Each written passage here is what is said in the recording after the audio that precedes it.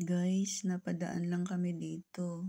Nakita ko kasi yung papaya. Parang, wow, ang gandang kuhanan nito ah. Kaya napabidyo na rin ako.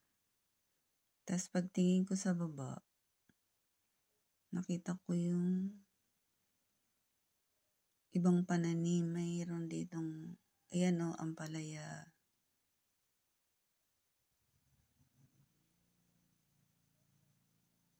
Tsaka, meron din silang talong. Ito.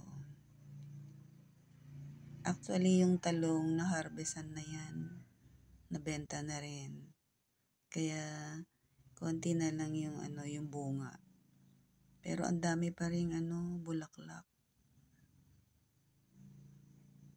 Ang lulusog nga ng talong. Maganda talaga pag may itinanim ka. Meron kang aanihin. Libre ka na sa gulay, di ba?